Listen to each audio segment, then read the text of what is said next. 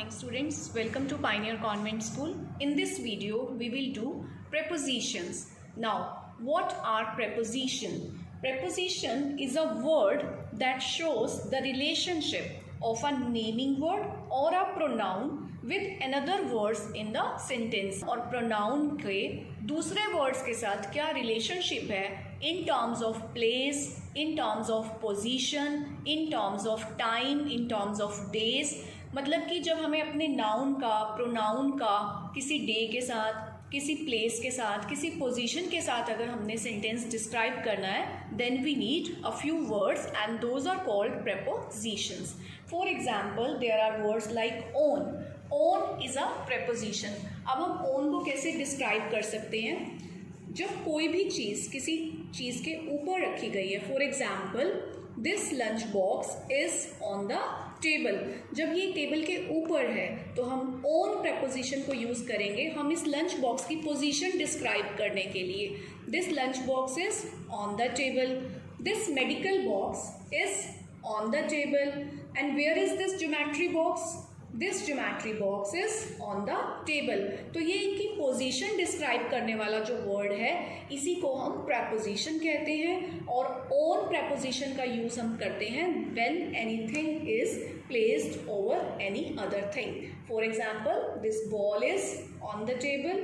This handbag is on the table. On के बिल्कुल opposite होता है अंडर. जैसे टेबल के ऊपर कोई चीज़ है तो वो ऑन है. जब कोई चीज़ टेबल के नीचे होगी then it is under. Now this dustbin is under the table. This globe this is also under the table. So I hope आपको ऑन और अंडर दोनों क्लियर हो गए होंगे. Now we will see the concept of in. In होता है when anything is inside the other thing. For example, medicines are in the box. You have seen students? Bring close camera. Medicines are in the box. Next, we will see what is in the geometry. Pencils are in the geometry क्योंकि ये geometry box के inside है. Scale is in the geometry. Eraser is in the geometry. Or we can say now this is a handbag. अब हम इसके बीच में एक pen डालेंगे तो where is pen? Pen is in the bag. तो आपको इनका कॉन्सेप्ट अच्छे से क्लियर हो गया.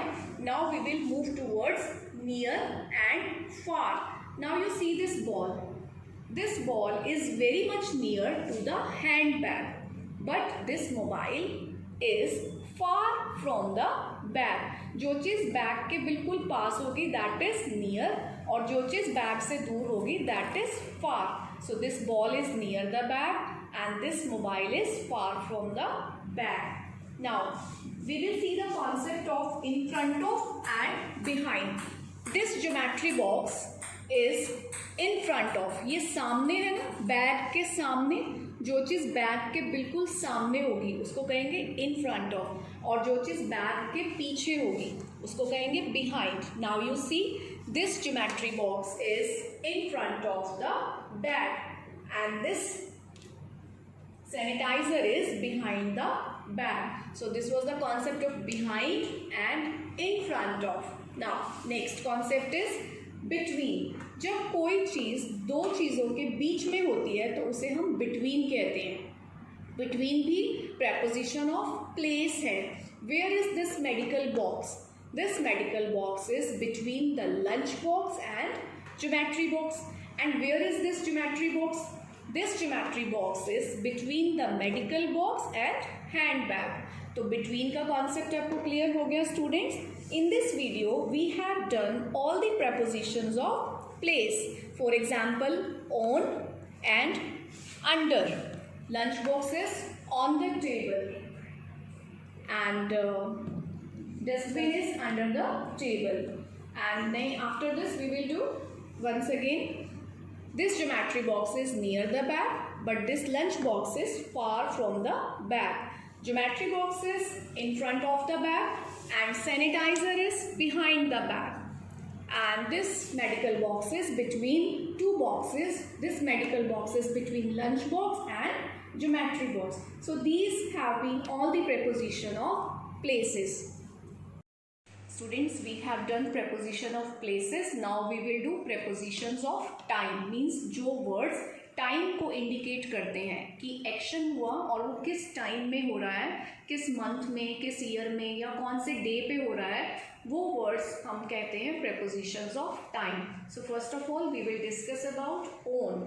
On is used with the days of the week. For example, on Sunday, on Monday, I go to park on Sunday, I go to temple on Tuesday. या फिर with dates, जहाँ पे हम dates को describe करते हैं कि ये एक्शन हुआ और इस डेट को हुआ. For example, my uncle came from America dash 5th August. तो अब यहाँ पे डेट आ गई ना, तो डेट के साथ हम लिखेंगे ऑन. या जब हम किसी स्पेशल डे की बात करते हैं, जैसे कि on Diwali, on Rakshabandhan, on my birthday, तो उसके लिए भी ऑन. तो मैंने आपको ऑन के 3 यूजेस बताए हैं. Number 1 with the days of the week, number 2 with dates, and number 3 with special days. For example, I wear new dress on my birthday, I wear new dress on Diwali. तो जब हम special day की बात करेंगे, कोई fix date की बात करेंगे या फिक्स डे की बात करेंगे, तो प्रेपोजिशन आएगा उनके साथ on. Next preposition of time है एट. ये हम यूज़ करते हैं जब हम टाइम की बात करते हैं. For example 6 o'clock, 5 PM, 4 AM. For example, I get up in the morning at 6 o'clock. तो जब भी टाइम की बात होगी हम एट लगाएंगे. I go to school at 8 AM. I come back from school at 5 PM. तो जहाँ भी टाइम होगा कौन सी प्रेपोजिशन हम फिट करेंगे? एट. जो हमारे मील टाइमिंग्स होते हैं उसके साथ हम एट लगाते हैं. At breakfast, at lunch, at dinner. I will come to your home at lunch, I will see you at dinner. तो अपने मील टाइम के साथ ऑलवेज एट. कुछ हमारे पार्ट्स ऑफ द डे होते हैं उनके साथ भी प्रेपोजिशन लगती हैं. तो नाइट के साथ स्पेशली हम प्रेपोजिशन लगाएंगे at. I will come at night. ठीक है. जो हमारे other parts of the day हैं उसके साथ अदर प्रेपोजिशंस हैं. I will explain you. Next preposition of time है हमारा इन. ये लगता है विद पार्ट्स ऑफ डे. कौन से पार्ट्स ऑफ डे? नाइट के साथ तो एट हो गया था, अब मॉर्निंग के साथ और इवनिंग के साथ हम लगाएंगे in. In the morning, in the evening similarly. And in use होता है मंथ्स के साथ, मंथ्स के साथ और ईयर्स के साथ. अगर हम किसी मंथ की बात कर रहे हैं, for example Baisakhi comes in April, April में आती है ना Baisakhi. And Rakshabandhan comes in August. My birthday comes in, my birthday falls in October. And similarly with the years we use in. ठीक है. तो corona spreaded in which year? 2020. जब भी आप ईयर्स की डिस्क्रिप्शन करेंगे तो उसके साथ इन लगेगा. For example, I joined pioneer convent school in 2010. With seasons, जो हम सीजन्स की बात करते हैं उसके आगे भी हमारा प्रेपोजिशन आएगा in. For example, I go to Shimla in summers. Clear students? तो हमारे 3 प्रेपोजिशन ऑफ टाइम हो गया, ऑन, एट, इन. नेक्स्ट हमारा प्रेपोजिशन ऑफ टाइम होता है before and after.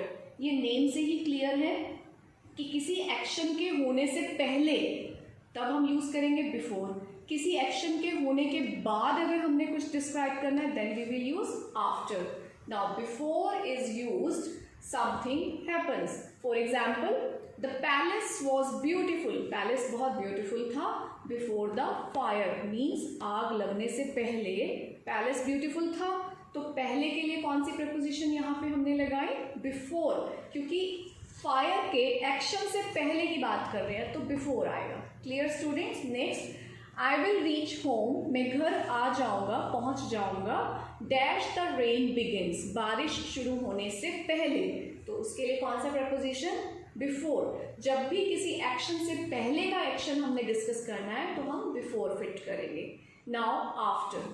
After is used after something happens. जो कुछ हो गया और उसके बाद हमने कोई एक्शन किया या हमने करना है तो उसके लिए प्रेपोजिशन आएगा after. For example, I am going to my grandparents house. मैं अपने ग्रैंड पेरेंट के हाउस में जाऊँगा.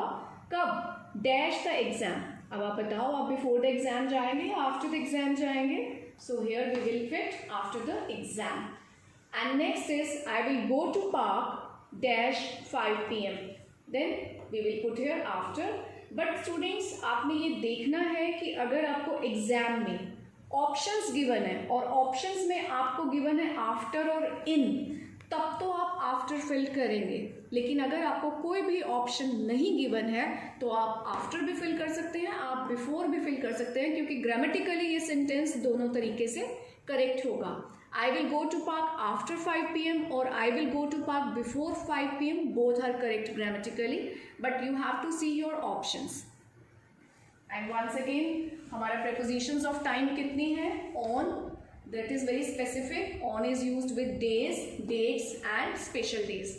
At is used with time, हमारा meal time और part of the day at night or at afternoon. And in is used with in the morning, in the evening, or in the months, or with the years, or with season.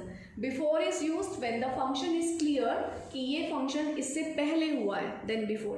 अगर कोई function हमारा बाद में हो रहा है, action बाद में हो रहा है, तो हम लगाएंगे after. So these were the prepositions of places and prepositions of time. I hope now you will be able to fill the exercises given in your book. Okay students, have a good day.